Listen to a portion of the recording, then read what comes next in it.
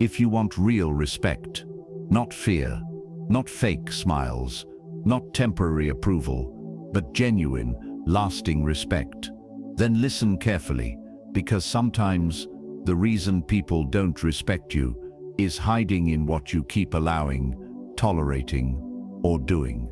Let's fix that. 1. Stop apologizing for everything. Let's start with a hard truth. If you apologize for everything, people stop taking your apologies seriously. Sorry, just a quick question. Sorry, can I add something? Sorry for bothering you. Sorry I exist. Sound familiar? At first, it feels polite. It feels humble. It feels safe.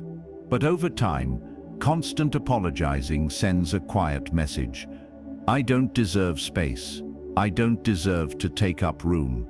And the world listens. There's a massive difference between saying sorry because you were wrong and saying sorry because you're uncomfortable with your own presence. Real apologies are powerful. They show accountability. They build trust. When you mess up, owning it is strength. But when you apologize for asking questions, for setting boundaries, for having opinions, or for simply needing something, that's not humility. That's self-erasure. Here's what happens when you over-apologize. People start interrupting you more. They take your time for granted. They feel less pressure to respect your boundaries. They unconsciously see you as lower in status. Why? Because your language trains them to. Words matter. Tone matters. Delivery matters. And every unnecessary apology chips away at how others perceive your confidence. Imagine two people in a meeting. Person A says, "Sorry, I just had a small thought. It might not make sense." Person B says, "I'd like to add something." Same room, same idea, different energy. Who sounds more confident? Who sounds like they believe in their value? Confidence doesn't shout. It doesn't need to. It simply speaks without shrinking. Let's talk about a real-life example. A woman named Amma works in an office in Accra. She's smart. She's prepared. She knows her job well. But every time she sends an email, it starts like this. "Sorry to bother you. Sorry if this is a silly question. Sorry for the delay," even when it wasn't late. Over time, her colleagues begin to treat her requests as optional. They delay responding. They talk over her in meetings. They correct her tone more than her content. One day, her mentor pulls her aside and says, "Stop apologizing. You're not doing anything wrong." So she makes a small shift. Instead of "Sorry to bother you, just following up," she writes, "Following up on the request below. Please confirm by 3 p.m. Instead of "Sorry, this might be wrong," she says, "Here's my perspective." No drama, no aggression, just clarity. Within weeks, something changes. Responses become faster. Interruptions decrease. Her tone didn't become rude. It became firm. That's the power of removing unnecessary apologies. Here's a simple rule. Apologize when you hurt someone, made a mistake, broke a commitment. Don't apologize when you ask questions, set boundaries, take time to think, express an opinion, say no, need space, exist. If you're late because of traffic, say, "Thank you for waiting." If someone interrupts you, say, "I'd like to finish my point." If you need help, say, "Can you assist with this?" Gratitude and clarity are stronger than automatic guilt. Over-apologizing often comes from fear. Fear of conflict, fear of rejection, fear of being disliked. But here's the twist. People respect calm confidence far more than constant accommodation. You don't gain respect by shrinking. You gain it by standing comfortably in your own presence. And here's the deeper truth. When you constantly say sorry for things that don't require an apology, you start to believe you're always at fault. That belief seeps into your posture, your tone, your decisions. You second-guess yourself. You hesitate. You ask for permission to breathe. Stop that. You are allowed to take up space. Speak clearly. Disagree respectfully. Ask directly. Protect your time without apologizing for it. Next time you catch yourself about to say sorry, pause. Ask yourself, did I actually do something wrong? If the answer is no, replace it. Replace sorry for the late reply with thank you for your patience. Replace sorry, can I say something, with I'd like to add something. Replace sorry, I'm being difficult, with this is important to me. Small language shifts, massive respect shift. Because respect begins with how you treat yourself in your own sentences. If you don't act like you belong in the room, no one else will either. Stop apologizing for everything. Save your apologies for when they matter. And watch how differently the world responds when you stop shrinking your voice. 2. Stop being available 24/7. If you are always available, you are rarely valued. Read that again. Somewhere along the way, we were taught that being constantly reachable means being responsible, loyal, dependable. So we answer every call, reply to every text immediately, say yes to every last-minute favor, show up every time someone snaps their fingers. And then we wonder why people treat our time like it costs nothing. Availability without limits does not create respect. It creates convenience. And people protect what is scarce, not what is unlimited. When you respond instantly every single time, you train people to expect instant access. When you rearrange your schedule for everyone else, you teach them that your priorities are flexible and theirs come first. That's not kindness. That's self-abandonment, disguised as loyalty. Let's be clear. Being reliable is powerful. Showing up matters. But there is a huge difference between being dependable and being permanently on standby. Think about it. A doctor doesn't answer random calls at 2 a.m. unless it's an emergency. A CEO doesn't attend every meeting they're invited to. A high-value professional doesn't respond to messages while they're in the middle of focused work just to prove they care. They protect their time because they understand something most people don't. Time is status. The more intentional you are with yours, the more seriously others take you. Now let's talk about what happens when you're available 24/7. People interrupt your focus constantly. They assume you have nothing better to do. They stop planning ahead because they know you'll adjust. They feel entitled to your energy. And the worst part, you start resenting the very people you keep saying yes to. Here's an example. Kwame is the go-to guy in his friend group. Need a ride? Call Kwame. Need help moving? Call Kwame. Last-minute errand? Kwame will handle it. He answers every call immediately, even during work. He cancels his own plans to help others. At first, everyone praises him. You're such a real one. We can always count on you. But over time, something shifts. When Kwame says he's busy, they joke, busy doing what? When he doesn't reply for an hour, they text, you alive? When he finally says no to a request, they say, wow, you've changed. He hasn't changed. He's just tired. One day, he decides to adjust.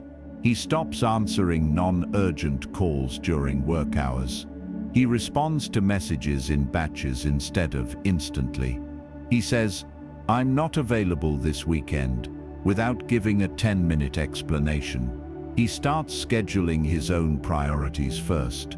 At first, people push back. They test him. They act surprised, but then something happens. They start asking in advance. They respect his time more.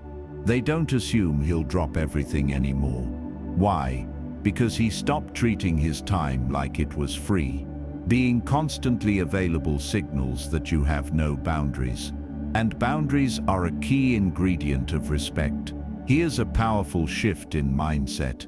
Instead of asking, "How can I make myself available?" ask, "Does this deserve my time?" Your phone buzzing does not equal urgency. A text marked "set" does not equal emergency. Someone else's poor planning does not equal your responsibility. You are allowed to turn off notifications. Let calls go to voicemail. Respond when it's convenient for you. Protect your weekends. Have do not disturb hours. Say, "I'll get back to you tomorrow." And here's the truth. Most people are afraid to accept. The people who respect you will adjust. The people who get angry benefited from your lack of boundaries. Respect grows when people realize they must earn access to your time. Think of your time like a VIP lounge, not a public park. Not everyone gets unlimited entry. Not everyone walks in whenever they feel like it. Scarcity increases value. When you are focused, productive, and unavailable at times, people assume you are doing important things, and perception matters. It's not about playing games. It's about protecting your energy so you can show up fully. Not drained, not resentful, not exhausted. Constant availability also kills mystery. It kills anticipation. It removes the natural rhythm of connection. When someone knows you'll always answer immediately, there's no weight to the interaction. But when they know you have structure and limits, they approach you with more intention. Here's a simple practice. Instead of replying instantly, instead of saying yes automatically, pause. Instead of filling every empty space in your calendar, protect it. You don't need to be aggressive. You don't need to be cold. Just be intentional. You can say, "I'm not free right now. Let me check my schedule. That doesn't work for me. I'll respond later." No apology, no guilt, no over-explaining. Because the truth is, the more you respect your own time, the more others will too. Stop being available 24/7. Make your presence meaningful, not automatic, and watch how quickly people start treating your time and you like something valuable. 3. Stop gossiping. If someone feels safe gossiping with you, they'll assume you gossip about them. That's the part nobody thinks about. Gossip feels harmless in the moment. It feels bonding. It feels entertaining. It gives you that little rush, the "did you hear what happened?" It fills silence. It makes you feel included. But here's the hidden cost. Every time you talk about someone who isn't present, your credibility quietly leaves the room. Respect and gossip cannot live in the same house. Let's break it down. When you gossip, you're doing 3 things. You're discussing someone who can't defend themselves. You're positioning yourself as morally superior. You're signaling that you handle information loosely. And people notice, even if they smile and lean in. You might think you're building connection, but what you're really building is doubt, because the person listening is subconsciously thinking, if they're saying this about someone else, what do they say about me? That thought is enough to weaken respect. Here's how it usually starts. You're at work. A colleague walks out of a meeting after making a mistake. Someone leans over and whispers, "Wow, that was embarrassing. I don't know how she still has this job." You laugh. You add something small. Maybe you mention another mistake she made last month. It feels light, casual. But later, when you leave the room, that same person might turn to someone else and say, "You know, he talks about everyone." Reputation is built in private rooms. not public speeches. Now let's talk about an example. Abina works in a marketing firm. She's friendly, outgoing, and always part of the office conversations. When co-workers gather during lunch, she often leads the discussions about who's dating who got reprimanded, who might get fired. People laugh, they listen. She feels influential. But when promotion season comes around, something strange happens. She's passed over. Her manager later explains, gently, "You're talented, but leadership requires discretion. We need people others can trust." That's when it hits her. She confused attention with respect. There's a difference between being interesting and being trusted. Gossip might make you temporarily interesting. Silence and integrity make you respected. Here's the deeper issue. Gossip often disguises insecurity. Sometimes we talk about others to feel better about ourselves. Sometimes we highlight someone else's flaws to distract from our own. Sometimes we share secrets to feel powerful. But real power doesn't leak information. High-respect individuals do something different when gossip starts. They change the subject. Stay neutral, say something balanced, or simply don't engage. Imagine this shift. Instead of saying, "Yeah, he's always messing up," you say, "Everyone has off days." Instead of adding fuel, you remove oxygen. At first, people may tease you. "Oh, you're so serious. Relax, it's just talk." But over time, they learn something important about you. You don't entertain disrespect. And here's the powerful twist. When you stop gossiping, people start trusting you with real things. Not drama, not rumors, real conversations. Because they know you won't run and repeat it. Another example. Kojo used to be part of a friend group that constantly dissected other people's lives. Relationships, finances, mistakes. Nothing was off limits. One day he decided to step back. When gossip started, he'd say, "Maybe we don't know the full story." Or he'd redirect. "Anyway, how's your project going?" At first, the energy shifted awkwardly, but a few weeks later, something unexpected happened. A friend pulled him aside and said, "I need advice, but I can only tell you, I know you don't repeat things." That's respect. Not because he was loud, not because he dominated conversations, but because he demonstrated control. Silence is powerful, discretion is rare, and rare qualities attract respect. Here's a truth most people ignore. You can't build a strong reputation by weakening someone else's. Every time you lower someone in conversation, you lower yourself in perception. If you want to stand out, be the person who doesn't need to tear others down for entertainment. Ask yourself, would I say this if they were standing here? Would I be comfortable if this conversation was recorded? Does this make me look mature or small? Gossip feels good in the moment. Integrity feels good in the long run. And long-term respect is worth more than short-term laughs. You don't have to confront every rumor dramatically. You don't have to preach. Just choose discipline. Choose restraint. Choose to protect your name. Because when people describe you, you want them to say, they're solid. They don't talk about people. You can trust them. That kind of reputation opens doors. So stop gossiping. Not because you're trying to be perfect, but because you understand something powerful. Your mouth can either build your respect or quietly destroy it. 4. Stop breaking your own boundaries. If you don't respect your own boundaries, why should anyone else?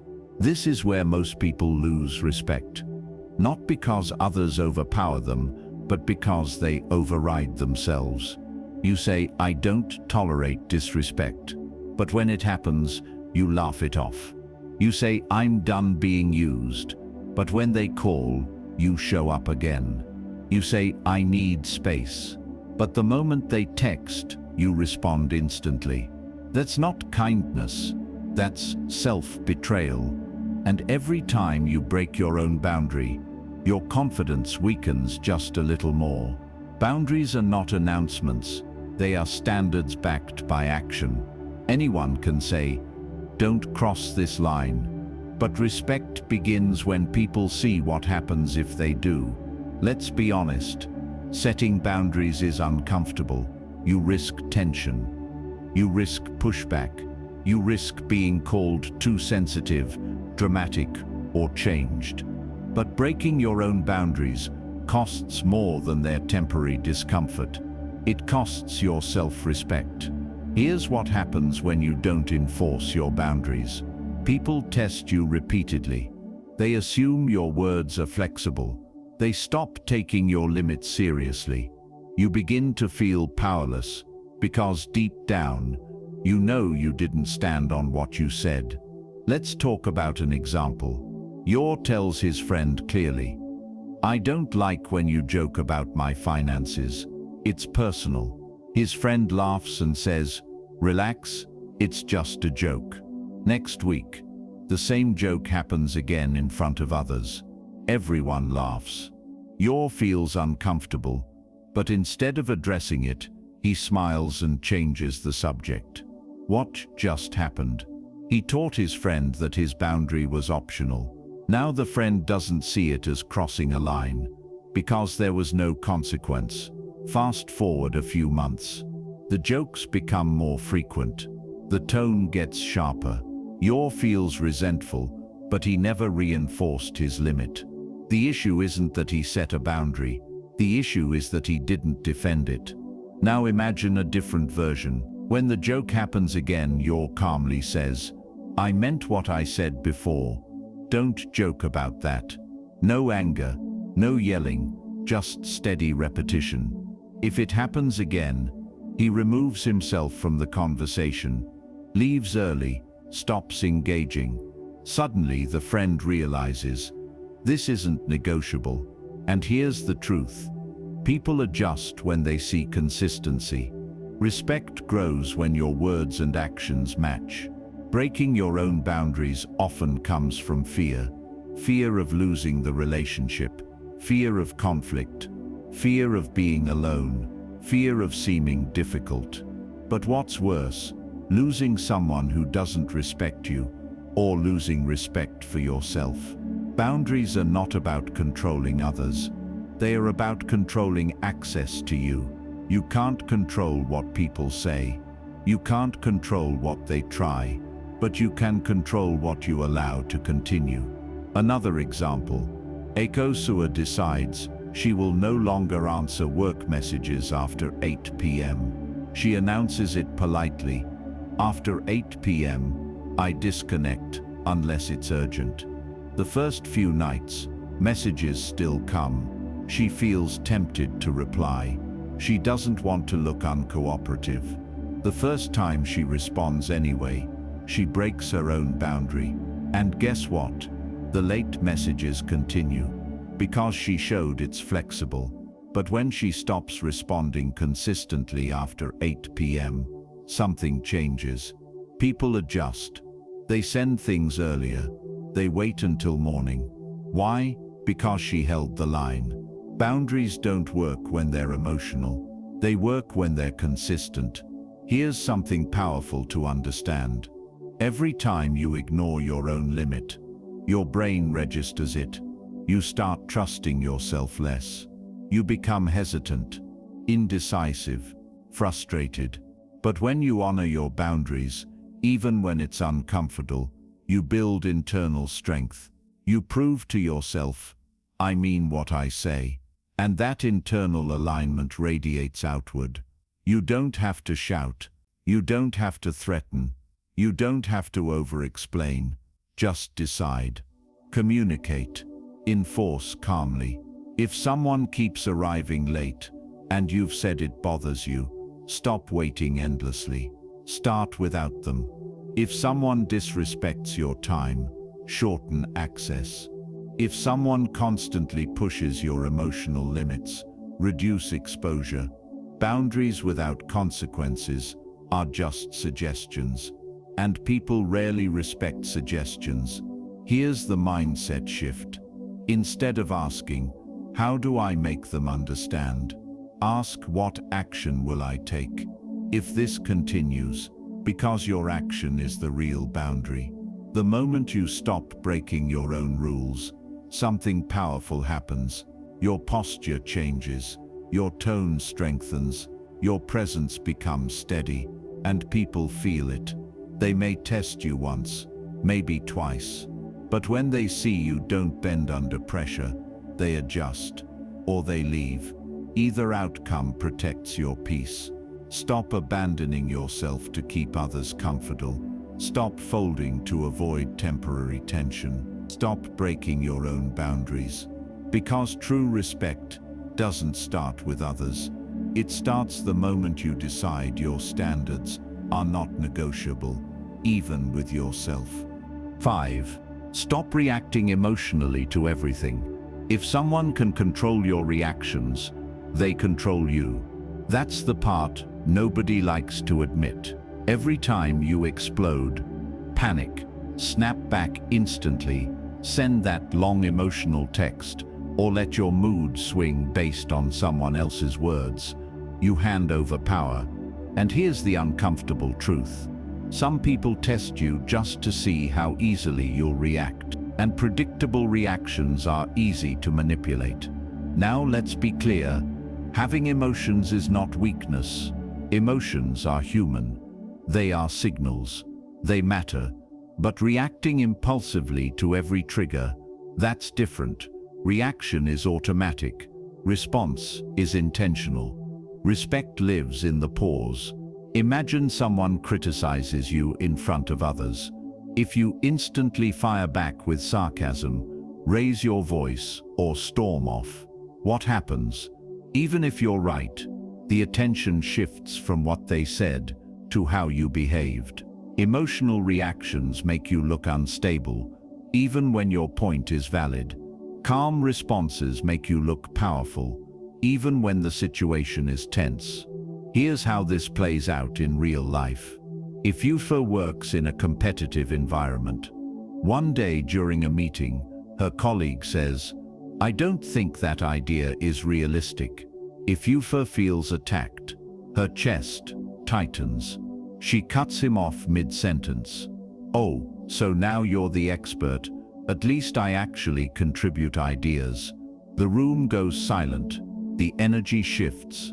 After the meeting, people whisper, not about the criticism, but about her reaction. Now imagine a different approach.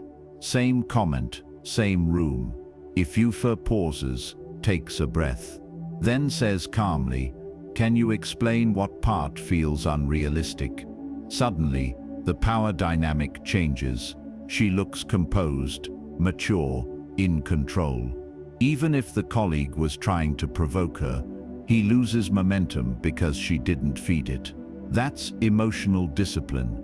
The strongest person in the room is usually the calmest one. When you react to everything, you send a message. I can be triggered easily.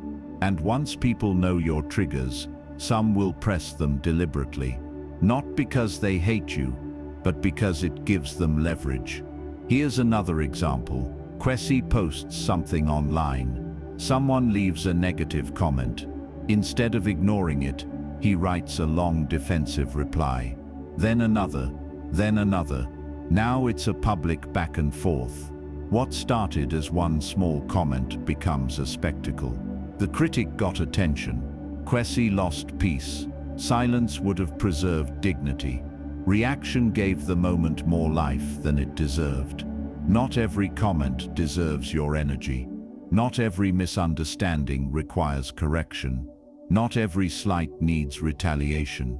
Emotional overreaction often comes from ego, the need to defend, prove, win, dominate.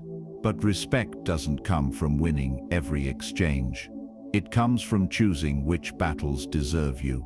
Here's something powerful. Calmness unsettles people who expect chaos. When someone tries to provoke you and you don't react, they feel exposed. Their tactic failed. Think about the people you naturally respect. Are they the loudest, the most reactive, the quickest to argue, or are they measured, steady, thoughtful before they speak? Emotional regulation signals maturity. It says, I don't let the outside world dictate my internal state. That's strength. Now, this doesn't mean suppressing emotions. It means processing them privately before expressing them publicly. Feel it, understand it, then decide how to respond. You can say, I need a moment. Let's revisit this later. I disagree, but let's discuss it calmly. That comment didn't sit well with me. Short, controlled, clear. Notice, no yelling, no sarcasm, no dramatic exit, just steady energy. Another example. Amma's partner says something careless during an argument. She feels hurt and wants to fire off a painful comment in return. Instead of reacting instantly, she pauses, leaves the room, comes back later, and says, when you said that earlier, it hurt. Let's talk about it. That approach doesn't weaken her position, it strengthens it. Because now the focus is on the issue, not her outburst. Emotional control protects your reputation. Once someone labels you as too emotional, explosive, or dramatic, everything you say gets filtered through that perception, even when you're right. But when you build a reputation for calm responses, people hesitate before challenging you recklessly. They know you won't lose control. Here's the mindset shift. Instead of asking, how do I react? Ask, what outcome do I want? Do you want peace, respect, resolution, or just momentary emotional release? Because reactions feel good for 5 seconds, respect lasts much longer. The pause is your power. The breath before speaking is your weapon. The decision not to engage is your shield. Stop reacting emotionally to everything, not because you don't care, but because you care enough about your dignity to stay in control. When you master your reactions, you master the room, and people respect the person who cannot be easily shaken. 6. Stop comparing yourself. Comparison is silent. Self-sabotage. It doesn't shout, it whispers. It whispers when you scroll. It whispers when someone gets promoted. It whispers when your friend buys a new car, starts a business, gets married, travels, levels up, and suddenly, what you have feels smaller. Here's the problem. The moment you constantly compare yourself to others, you lower your presence, and people can feel that. Comparison drains confidence. And confidence is one of the foundations of respect. When you walk into a room thinking, they're better than me, they're ahead of me, I'm behind, I'm not as successful, you shrink, even if you don't say a word. Your posture changes, your tone softens, you hesitate more, and respect quietly decreases. Let's be honest, it's natural to notice where you stand. But there's a difference between awareness and obsession. Healthy awareness says, that's inspiring. Comparison says, I'm not enough. And when you believe you're not enough, you start acting like it. You overcompensate. You brag. You become defensive. Or worse, you stay silent because you feel inferior. None of those behaviors attract respect. Here's an example. Kojo and his friend both started businesses around the same time. At first, they were equally motivated, but within a year, his friend's company took off. Social media posts showed growth, new clients, big milestones. Kojo started checking his friend's page daily. Every post felt like a reminder that he was behind. When they met up, Kojo wasn't relaxed anymore. He forced confidence. He exaggerated his progress. He subtly downplayed his friend's success. The dynamic changed. Instead of being seen as focused and grounded, he started looking insecure, not because he lacked talent, but because comparison was controlling his energy. Now imagine a different version. Instead of obsessing over his friend's timeline, Kojo focuses on improving his own systems. He studies what's working for his friend without resentment. He builds quietly. When they meet, he genuinely congratulates him. No tension, no competition. His friend starts sharing advice, opens doors, makes connections. Why?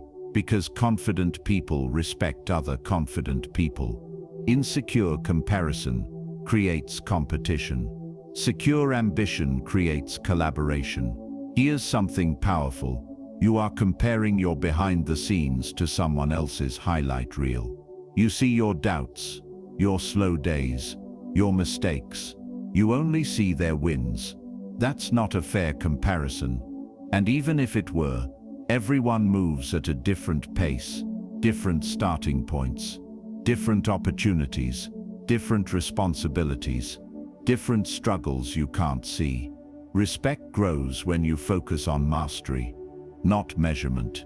The most respected people aren't obsessed with beating others.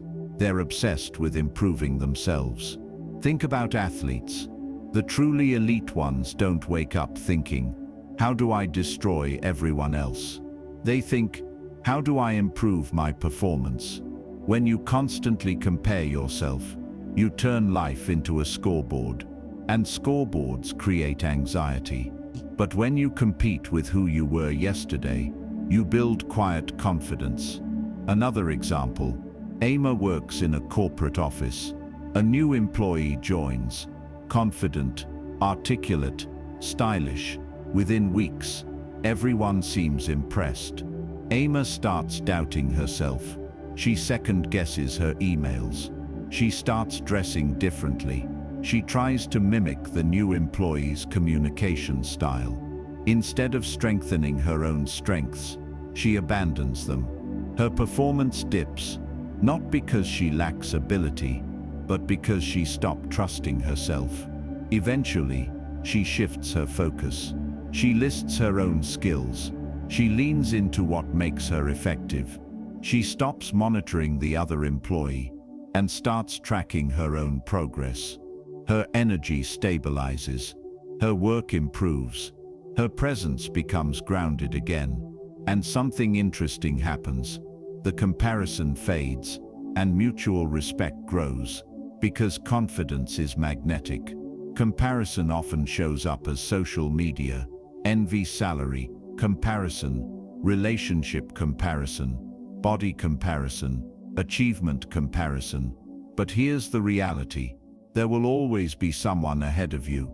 There will always be someone behind you. If your self-worth depends on ranking, it will never be stable. And unstable self-worth makes people unsure how to treat you. But when you walk in, knowing your value isn't tied to anyone else's journey, people feel that certainty. Respect is drawn to self-assured energy. Instead of asking, why am I not there yet? Ask, what can I improve today? Instead of thinking, they're better than me, think, what can I learn? Instead of shrinking when someone shines, stand firm in your own light. You don't need to dim others to glow. You don't need to win every race to matter. You don't need to be first to be valuable. Comparison steals joy. Confidence builds respect.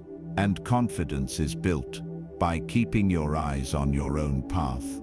Stop comparing yourself, not because you don't want to grow, but because you understand that the only competition that truly matters is the person you were yesterday. 7. Stop seeking validation for every decision. If you need everyone's approval before you move, you'll never move with power. There's a difference between asking for advice and asking for permission to exist. Seeking validation for every decision sounds harmless at first. What do you think I should do? Is this okay? Do you think this is a good idea? Should I post this? Should I apply? Should I say something? On the surface, it looks like humility, but when it becomes constant, it sends a quiet message. I don't trust myself. And if you don't trust yourself, why should anyone else? Respect is built on decisiveness, not arrogance, not stubbornness, but grounded certainty. When someone constantly polls the room before acting, people start seeing them as unsure, dependent, easily swayed. And here's the deeper problem. The more opinions you collect, the more confused you become. 5 people, 5 perspectives, 5 different fears projected onto you. Now your original clarity is buried under noise. Let's look at an example. Kwame gets an opportunity to relocate for a better job. It's a solid offer, higher pay, growth potential. But instead of sitting with his own judgment first, he asks everyone. One friend says, "Don't move. It's risky." Another says, "You're not ready." His cousin says, "What if it doesn't work out?" His uncle says, "Stay where you're comfortable." Now he's anxious, doubtful, overthinking. The opportunity starts feeling dangerous instead of exciting. Eventually, he turns it down. Months later, someone else takes a similar risk and thrives. Kwame feels regret, not because the decision was wrong, but because it wasn't truly his. Now imagine a different version. Kwame takes time alone first. He lists pros and cons. He reflects. He checks his finances. He trusts his instincts. Then he consults 1 or 2 trusted mentors, not for approval, but for perspective. He listens, evaluates, but the final decision, his, whether he succeeds or struggles, he owns it, and ownership builds confidence. People respect individuals who can stand behind their choices, even imperfect ones. Constant validation seeking also weakens your presence in subtle ways. In meetings you say, "Does that make sense? Is that okay? Maybe I'm wrong." In relationships, "Are you sure you're not mad? Are you okay with me doing this?" In daily life, you think this outfit is fine. Should I say something? Over time, others begin to take the leadership role in your life, even unintentionally. And the more they lead, the more you follow. Here's the truth. Advice is healthy. Dependence is not. Strong individuals gather input strategically. They don't outsource their confidence. Another example. Amma wants to start a small online business selling handmade products. She's excited. She's prepared. But before launching, she asks 10 different people if it's a good idea. Some support her. Some discourage her. Some laugh. Some project their own fears about business failure. The mixed feedback drains her energy. She delays launching. She keeps tweaking, adjusting, doubting. 6 months later, she's still almost ready. Meanwhile, someone else with half the preparation launches boldly and learns on the go. What was the difference? One trusted the process. The other waited for universal approval, which never comes. Here's something powerful. If you wait until everyone agrees with your decisions, you will live a very small life, because people project their limits onto you. Some will advise safety because they fear risk. Some will discourage ambition because they fear change. Some will question your ideas because they lack your vision. If you internalize every opinion, you lose your own voice, and a person without a voice is rarely respected. Confidence isn't knowing you'll always be right. It's knowing you can handle being wrong. When you make your own decisions, you grow faster, you learn faster, you adapt faster, and people begin to see you as stable. Stable people attract respect. Imagine someone who always says, "I've thought it through. That's my decision. I appreciate your input. I'm going to move forward." No hostility, no ego, just calm certainty. That energy shifts how others treat you. They stop trying to steer you. They stop doubting your direction. They start trusting your judgment, because you trust it first. Now, this doesn't mean isolating yourself or rejecting wisdom. It means filtering advice, not collecting it endlessly. Ask yourself, am I seeking guidance, or am I seeking reassurance?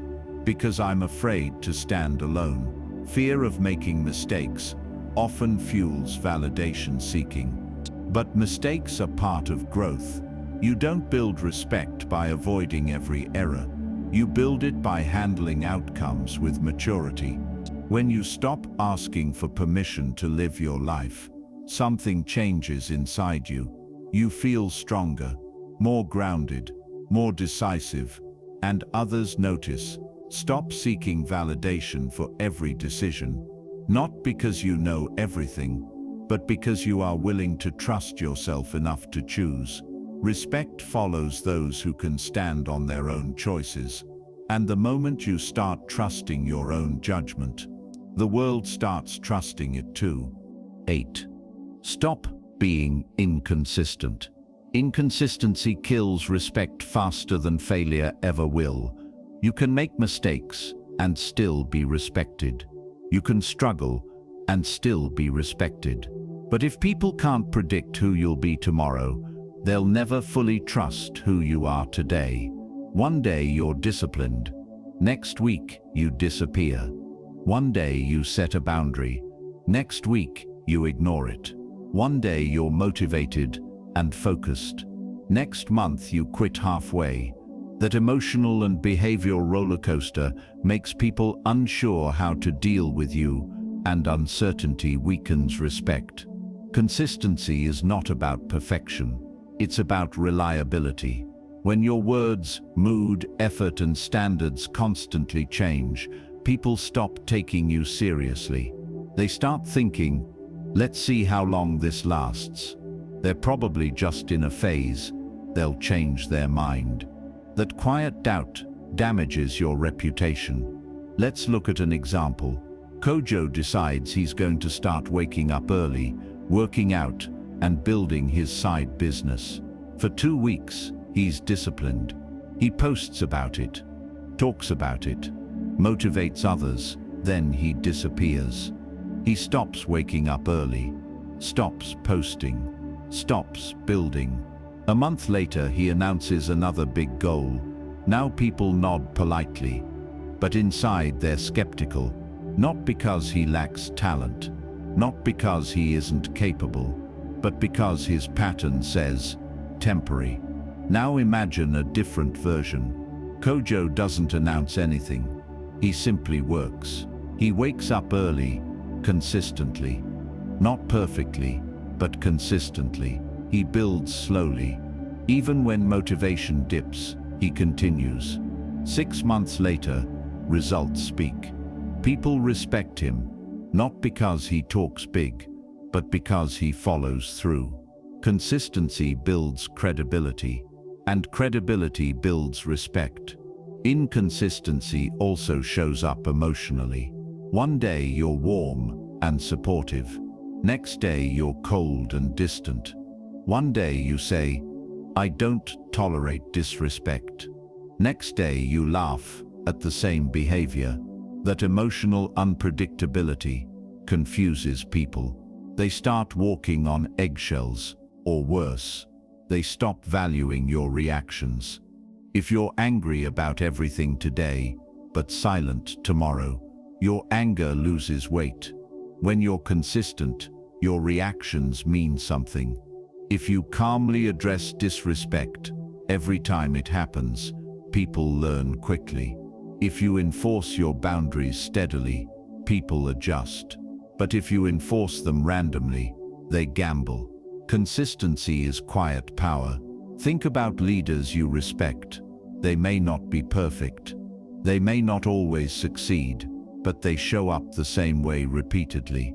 Steady tone, steady standards. That steadiness creates trust. Another example. Amma tells her team that deadlines are important.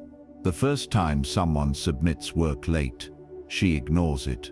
The second time, she complains. The third time, she enforces consequences. Now her team is confused. Is she strict?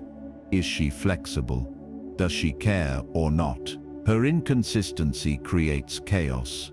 But if she calmly enforces the same expectation every time, without drama, her team adjusts quickly. People don't test consistent people for long. They test inconsistent ones constantly. Inconsistency also damages your relationship with yourself. When you constantly break promises to yourself, skipping goals, abandoning routines, quitting when bored, you slowly lose self-trust. And when you don't trust yourself, your confidence weakens. You hesitate more, doubt more, start less. But when you keep small promises daily, something shifts internally. You start believing your own words, and that belief radiates outward. Consistency doesn't mean rigidity. Life changes, circumstances shift, but your core standards shouldn't swing with your mood. If you value respect, value it daily. If you prioritize growth, work on it weekly. If you set a boundary, defend it every time. Even when it's inconvenient, especially when it's inconvenient. Here's a mindset shift. Stop chasing intensity, start chasing consistency. Intensity is exciting. Consistency is powerful. You don't need to be extraordinary once. You need to be reliable, repeatedly. Respect isn't built in dramatic moments. It's built in patterns. Patterns of showing up, patterns of follow-through, patterns of stable behavior. When people know what to expect from you, strength, fairness, discipline, calmness, they relax around you, and that stability commands respect. Imagine someone describing you. They're solid. They mean what they say. They don't switch up. That reputation is earned through repetition. So stop being inconsistent, not because you need to be perfect, but because you understand that steady effort beats sudden bursts. When your actions match your words consistently, your presence becomes dependable, and dependable people are always respected. 9. Stop chasing people who ignore you. If someone keeps ignoring you and you keep chasing them, you are slowly negotiating your own worth downward. Read that carefully. Attention should be mutual. Effort should be mutual. Energy should be mutual. But the moment you start over-investing in someone who under-invests in you, the balance breaks, and so does the respect. Chasing looks like this: double texting when they haven't replied, always being the first to call, plan, or check in, making excuses for their silence, convincing yourself they're just busy every single time, shrinking your standards just to keep them around. At first, it feels like effort, loyalty, persistence. But from the outside, it looks like desperation. And desperation is the enemy of respect. Let's be honest, we've all felt the urge to chase at some point. Maybe it's a romantic interest, a friend who suddenly became distant, a business partner who stopped responding, a group that slowly excluded you. The silence triggers anxiety, and anxiety pushes you to act. So you send another message, and another, and another. But here's the harsh truth. When someone wants access to you, they create it. When they value you, they make time. When they care, you won't be confused. Confusion is usually clarity in disguise. Let's look at an example. Kojo meets someone he really likes. In the beginning, the energy is strong. They talk every day. Then gradually, responses become slower. Plans get postponed. Messages get shorter. Instead of stepping back, Kojo leans in harder.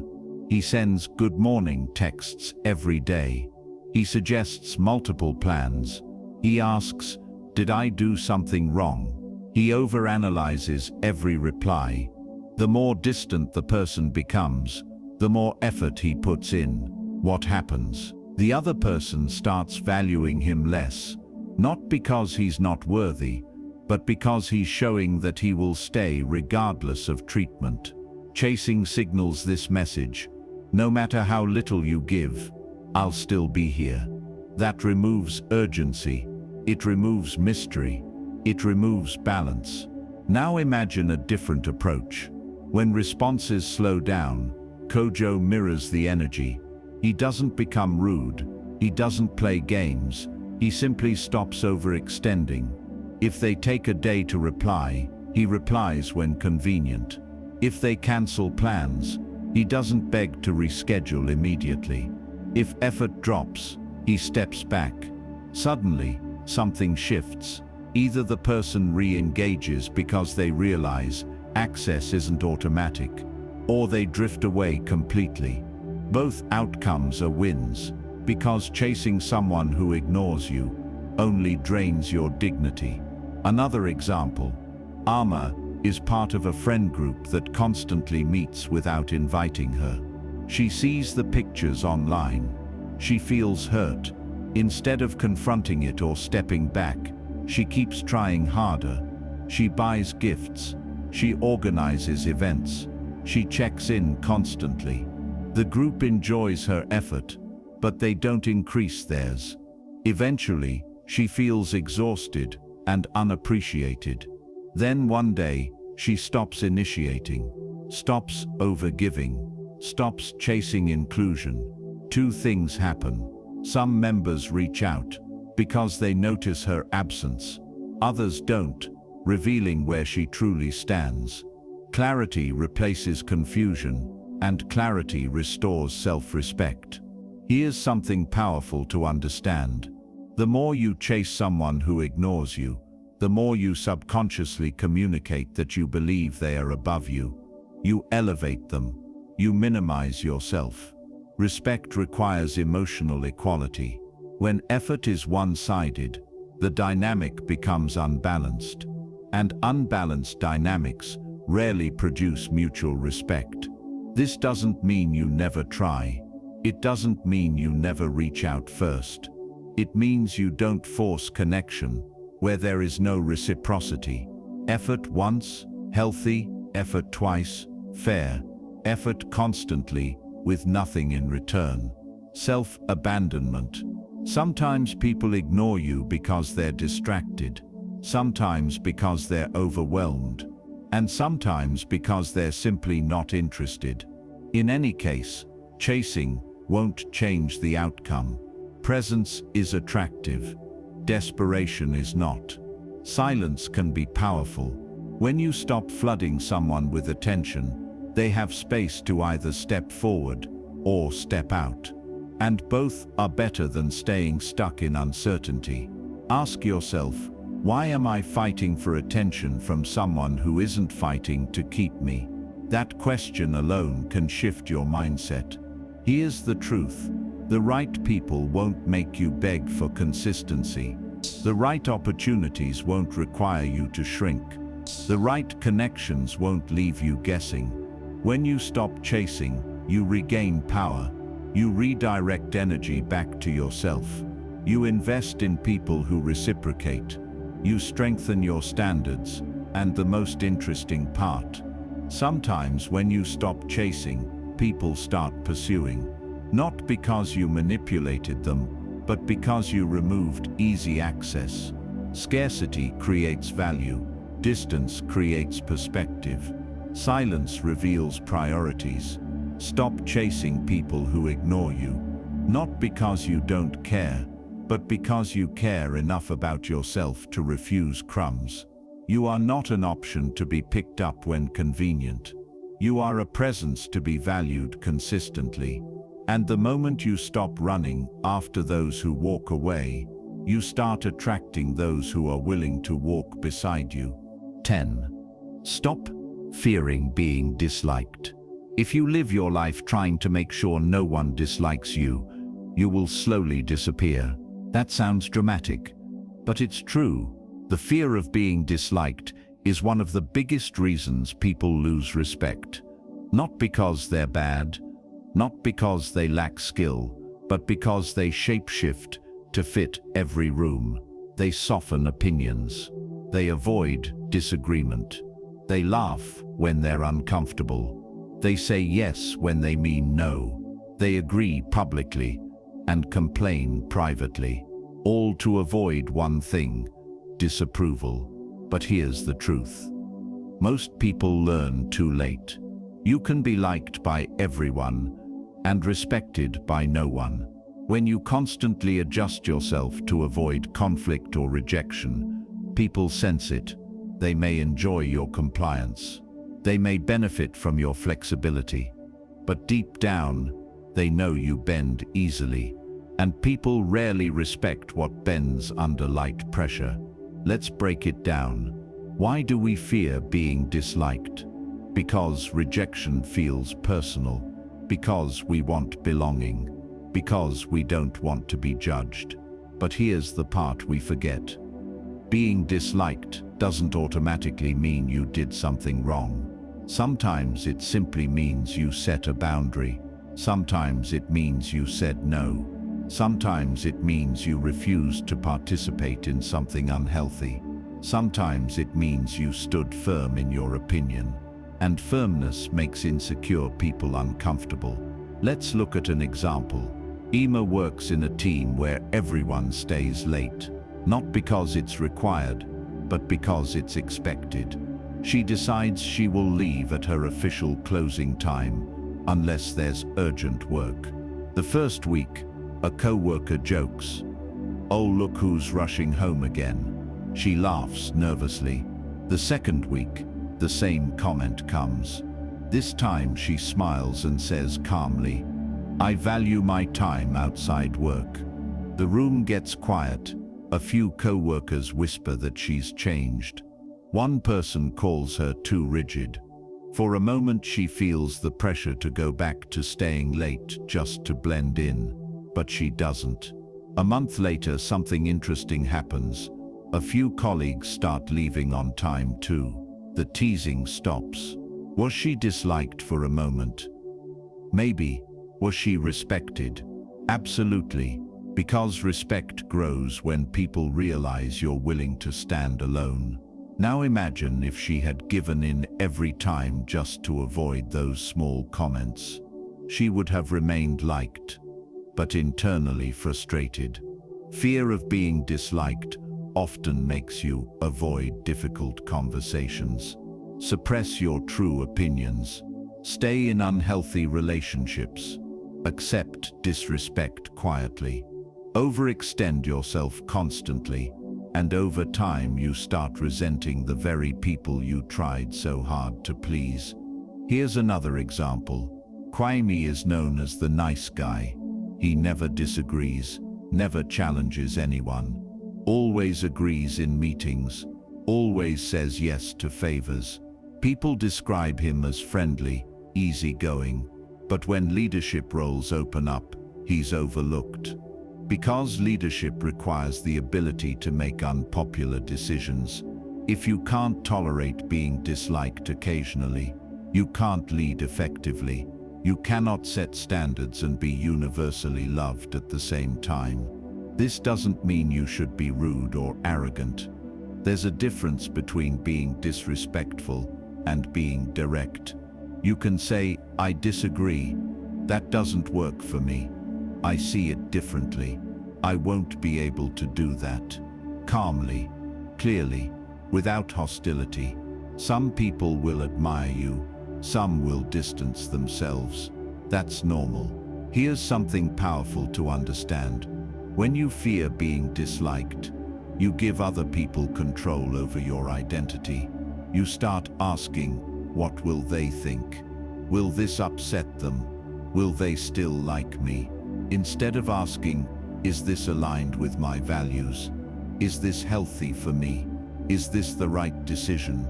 Respect comes from alignment, not approval.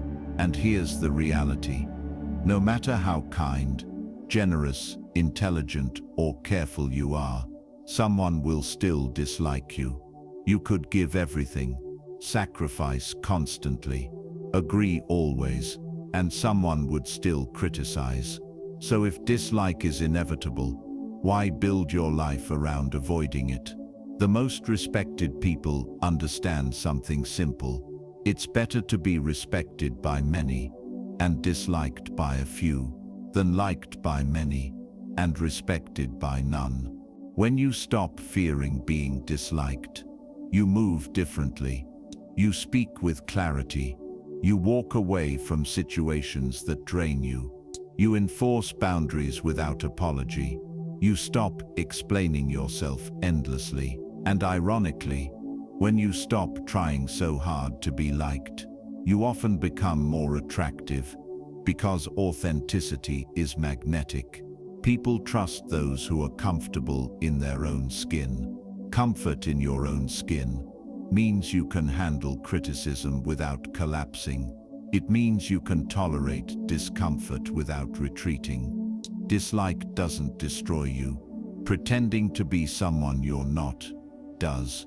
So ask yourself, am I choosing this because it's right, or because I'm afraid of how someone will react? That one question can change your life. Stop fearing being disliked. Not because you want enemies, but because you understand that respect requires courage. Courage to speak. Courage to stand firm. Courage to be misunderstood sometimes. And when you choose authenticity over approval, you gain something far more valuable than universal acceptance. You gain self-respect, and that's the kind of respect that doesn't disappear when the room changes. True respect begins when you stop bending, chasing, and apologizing for existing. It grows from boundaries, consistency, and quiet confidence. You don't need everyone's approval, only your own integrity. The world adjusts to those who stand firm. So choose growth, choose respect, choose yourself. When you do, relationships become healthier, opportunities clearer, and your presence stronger. Real power is not loud, it is steady. Not demanding, it is earned. Step forward with confidence and watch how life responds. You are not defined by opinions. You are defined by your actions and standards. Keep moving forward, learning and becoming the best version of yourself. Respect follows those who respect themselves.